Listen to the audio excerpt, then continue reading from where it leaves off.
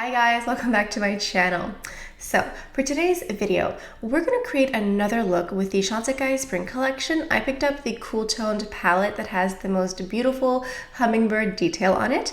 And I'm also going to talk about makeup. Specifically, I'm going to talk about how I got into makeup and how I got into having my own luxury beauty channel. But before we go any further, let's take a second to grab our iced coffee or a hot coffee. Let's take a sip and let's get started. I've created a look with this palette before, but I'm going to try to do something a bit lighter because the other one that I created was very beautiful, but it was a bit more smoky and more purple, like a dark purple. So let's try to keep this one a bit lighter. I'm going to go into this top shade up here and I'm going to go ahead and place it on the outer corner, and then I'm going to go ahead and blend it out. Okay, so makeup. I have been quite obsessed with makeup from a very early age. Some of my first memories in life include makeup. I remember being in kindergarten. I'm just gonna blend this out here. And my kindergarten class was split into two groups because we were too many children for that age to be in one class. And I remember asking the principal if I could switch classes because the teacher in the other class wore makeup and I liked it. I was like, I would like to be in the classroom with the teacher with the makeup, please. My request was denied. I'm quite certain that I've spoken about how I got into makeup in the makeup world previously on my channel, but I've done it very sporadically. I've had a channel here for maybe 4 years possibly, and I've spoken about how I started my channel and all that, but I've never done it concisely in one video. I've just sort of sprinkled it into different videos. So today I'm just gonna go ahead and share the whole story. Okay, so second makeup memory is, do you remember those Star Wars movies that came out in the early 2000s? They were like the prequels, I wanna say. There's one with Natalie Portman and she has the most elaborate makeup and the most elaborate headdress. And I remember watching it in the theater and being in awe, just so fascinated with the entire production of it. It just was so theatrical and beautiful, and I was just mesmerized by the makeup. So I always had this natural inclination towards makeup. It was always something that I was drawn to. You know what, since this shade is so light, I'm going to go ahead and place it on the entire mobile lid here. And as we know, when you have a natural inclination towards something, you tend to do it more often and then you just become better at it. Okay, I'm gonna go ahead and use a color from the summer collection. This is one of the individual shadows here. This one is called Pangolin, which is a really beautiful lilac color. I'm gonna go ahead and use my finger and just apply it on the mobile lid. So several years passed, those memories were, in my childhood. And one of the first jobs that I got was working at a store called Givenchy.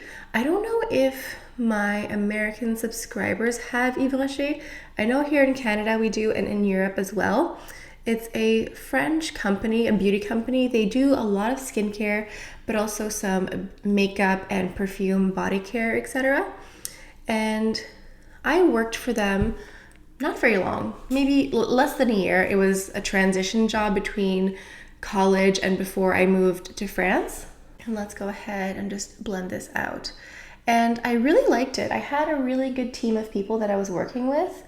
And I know that Givenchy isn't really considered luxury cosmetics, but it was a really good training school. So I got to learn a lot about skincare and body care and makeup and perfume at the same time. And I got to start practicing my makeup skills on other people. And then fast forward a few years after that, I ended up working for a department store here in Montreal.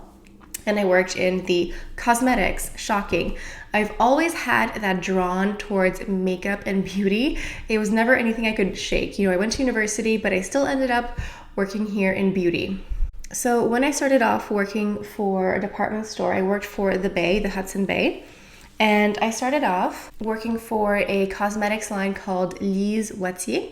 Now, this is a French-Canadian makeup line. If you are from Canada or from Quebec. I'm sure you are familiar with this line. It was started by a woman named Lizoitier, and she really just built a company from the ground up. And her products are it's more makeup with some skincare and perfumes, but it's really a makeup line. And I really thrived there. I started at this counter that had been abandoned. It was dusty. There was like no real clients, no customers. It was in deep despair, but I turned that counter around in about a year. I was there for a year or two, and the sales for that counter went from like -40 to like plus. I don't even remember, but I brought back to life that counter. It had been abandoned, so I took things over and brought it back to life. And the reason I did so is because I like makeup so much. It's easy to do a job when you like what you're doing. You know, if you're not someone who likes makeup a lot, it's hard to do a good job of it. That's really just the point. It's really just that simple. If you don't enjoy makeup, if you don't enjoy talking to people, if you don't enjoy sharing your makeup knowledge, you're gonna have a hard time working in a department store in the makeup counter, you know? I'm gonna go into that dark purple color, but just really lightly, and just kind of pass it on the outer corner here. So again, working for Lizoitier was a really good school. It was my first time working in a department store. It was my first time managing a counter, and it was a really good opportunity. But after that, I got an even better opportunity. So I think for the time being, I'm gonna clean up the under eye. I'll do the face makeup and finish up the eyes after. So as always, take a little bit of eye cream on the back of your hand, roll a Q-tip like this, and this will just help clean everything up. So yeah, after I had worked for Lizoitier for about a year and a half, I don't remember exactly. But anyway, I transformed that counter. So I was offered a job to work for Chanel. So I switched counters. This happens quite a lot actually, where someone works for a counter, they get an opportunity somewhere else.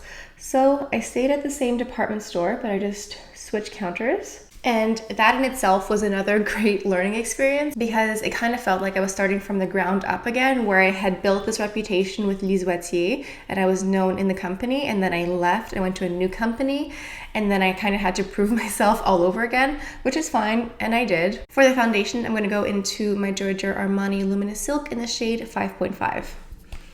And it was definitely a different experience because the team is much bigger and it's a different company. So the entire culture of the company is different. Their ideals, just the way that they run their business is very different, you know, from one company to another. Like when you go into a department store and you see X amount of counters, it's really fascinating how different each company operates. And so it was a great school of learning again. I got to meet lots of wonderful, talented makeup artists and managers and directors, and you know, I have always been obsessed with makeup. It's apparent, it's obvious. So for me to work in an environment where all I do all day is play with makeup, talk about makeup, share my passion with other people about makeup, that's the dream job, you know? And then I was with Chanel for a year, 2 years, something like that. Like not a very, very long time, but still long enough to get the hang of things, I guess you can say. And after a while, I just felt that my learning opportunities were a bit limited, because there is always room to advance within a company. However, it's a very, very, very slow process. And since there are a lot of very talented people within any company, it can be very long. And I didn't want to wait 5 or 10 years just to get the promotion that I wanted. So I thought to myself, why don't I just start my own company? I'm going into the NARS Creamy Radiant Concealer right here. And you know, I really have a lot of great memories working for the Bay. I still have some friends and contacts that I've made there. I'm still in contact with some of the directors because I left on such good terms and I was a really good employee because, again, I was doing what I love, you know? It wasn't really a challenge for me to talk about makeup to people. That was really I would have done it anyway at home, literally. One thing that I didn't love so much about working in a department store is when you go to a department store and you go to a certain counter and there's no one working there, the person who's working at the other counter has to go help you. So for example, when I was working at Chanel, my neighbor was NARS. And so if you came in asking for a product in NARS and my coworker wasn't there that day or was busy, whatever, then I would have to serve you. But the thing is, I'm not an expert in NARS. I clearly like their products and use them, but I'm not an expert and I don't know the ins and outs of the brand. And so that was the one thing that I really didn't like, you know, having to spread myself thin in a way, because I just felt like the client wouldn't get the best service that way, because if you want advice in NARS, you want like the NARS expert, not someone who kind of knows the brand. And yeah, but I mean, that's just how it is, unfortunately, but that was just one thing that I really disliked, and that's something that I do the opposite of on my channel. I decided to start my own business. So I decided that I would go to beauty school. I did things a bit backwards. I ended up working in cosmetics before actually going to beauty school. But one thing that I was able to learn working in a department store versus beauty school is when I was working for Les Oitiers and for Chanel, I accumulated thousands, if not tens, if not hundreds of thousands of hours of practical experience. I mean, one-on-one with the client, with the customer. I did makeup all day, every day. When someone would come in asking for a product, I would try it on them. I did makeup on people all day, every day. I don't even know how many tens or hundreds of thousands of hours I have practiced makeup on other people. And that is something that is so invaluable, because you really learn what people actually want versus what you're being told people want versus what the internet is saying people want. Like having that one-on-one experience with the clients really was eye-opening to me. So I decided to start my own business. So I thought I'll go to beauty school because I can learn how to be an esthetician, because I didn't know how to do facials. I didn't know enough about skincare to be an expert in it. So I decided to go to beauty school. At this point, I was an expert in makeup, but not in skincare. So I did my training. I went to esthetician school. I have my certificate in aesthetics. I can do facials. I know skincare. And with that knowledge, I thought, I will open up my own salon. I will have my own beauty institute. I will do facials, or at least be able to better understand and explain skincare, because skincare and makeup really do go hand in hand. And I did learn a lot about skincare when I was working in stores, but it's not the same thing as understanding the cosmetology, like the science behind which ingredients do what. You do learn some of the ingredients when you're working and when you go to the training schools for the companies, but it's not the same as just studying for hours about which ingredients do what, which ones mix together, which ones don't. It's really a fundamental that I really am happy that I learned, because I now have such a well of information when it comes to skincare and makeup now, that I really feel like I have like the total package when it comes to beauty. I'm going into my Chanel Les Beiges Healthy Glow Powder number 20 just to help set a little bit. And then for the bronzer, I'm going to go into my Givenchy Healthy Glow Powder number 3, Amber Season. So I left beauty school ready to go, like guns a-blazing. I am starting my own salon. And I quickly realized how incredibly expensive it is to open up your own institute. I mean, obviously, hello. The rent itself is incredibly expensive, but it's just everything involved. When you think of a facial, you need the bed, you need the magnifying glass, you need different equipment. That can run like tens of thousands of dollars very easily just for the furnishing, for just like the basic equipment needed, let alone the products, because if you want to do facials, you need products for every skin type. You need for sensitive, for mature, for acne prone, etc. You know, if a customer comes in wanting a certain facial, you can't just say, I don't have products for that, you know?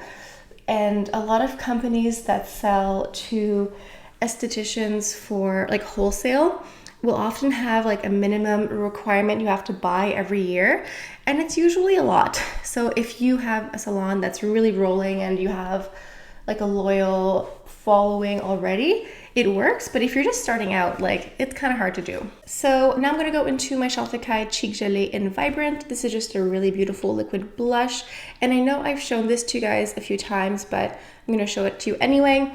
So with a liquid blush, you just take a little bit on the back of your hand, you then sweep excess off here, and then you apply. And I have a friend actually who went ahead and opened up her own salon. She actually bought it from someone who had a salon, and she just paid for that one there. And unfortunately, she's recently had to close her business because of how difficult it is. A really big job. It's a lot. Anyone who can start their own brick and mortar business and can have it be successful, they are incredibly impressive in my opinion. So at that time, I started doing a few makeup contracts, you know, for bridal makeup, things like that. I also did a lot of makeup consulting. It was mostly with friends or friends of friends or friends of friends of friends who wanted advice for their makeup for interviews, for jobs, things like that.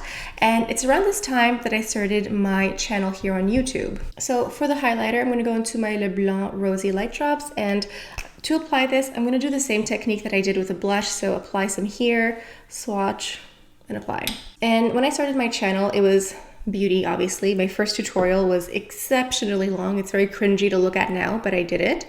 And I really wasn't sure what I wanted when I first started the channel. I mean, I always wanted to have a beauty channel. That's something that I always wanted. From the first time I saw a makeup video on YouTube, I was like, I want to do that, but I didn't have the confidence to actually go ahead and do it. And it took a few years to get there, but I'm finally here.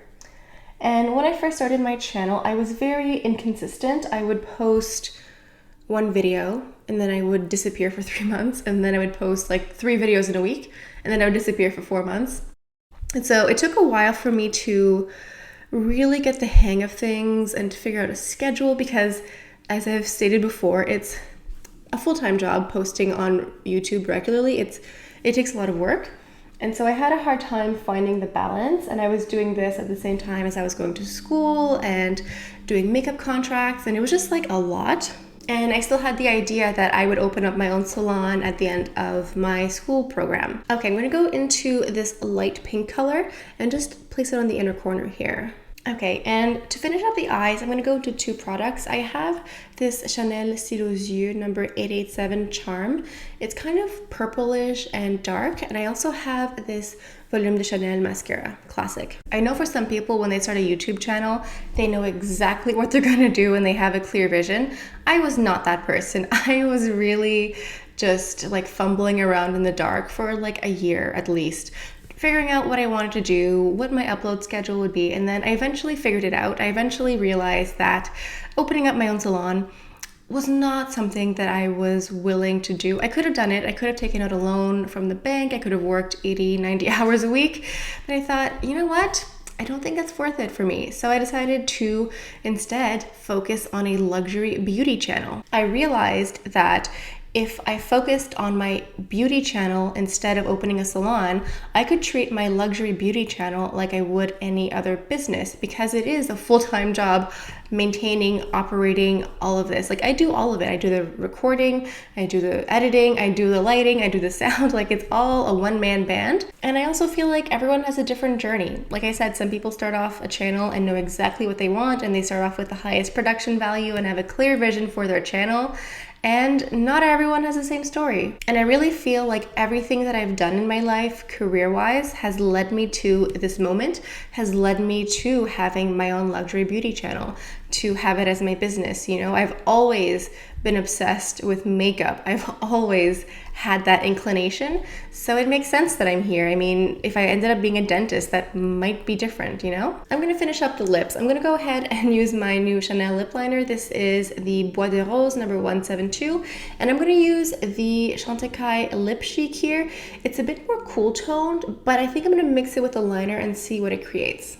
One thing I want to reference is earlier in the video, I mentioned when I worked in department stores and I had to serve clients in different counters that I didn't know much about. One of the reasons why I didn't like that is because it's really difficult to be an expert in lots of different brands. One of the reasons why I have a luxury beauty channel is because I like to focus on several different brands. I don't want to branch out and do every single brand that I can think of.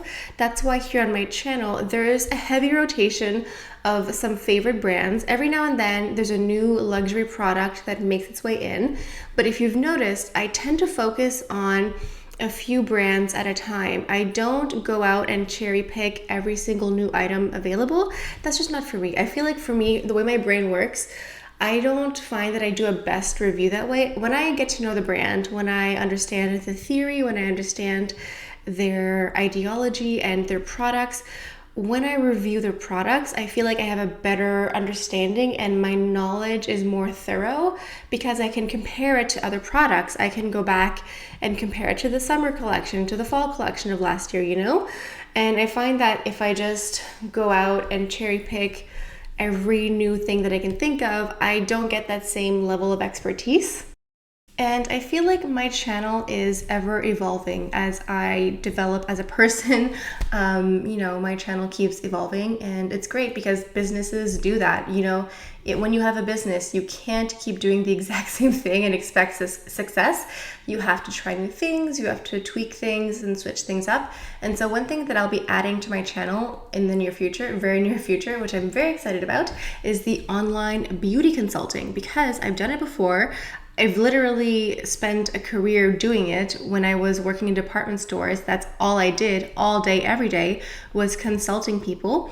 And so I might as well integrate that with my YouTube channel. So I will be launching this service online very shortly, so stay tuned for that because I know a lot of you have been interested in doing so. I know a lot of you said so in comments and a lot of you sent me private messages asking when I'll be starting this online beauty consulting. So really the premise behind this beauty consulting is you get the comfort and privacy of being in your own home.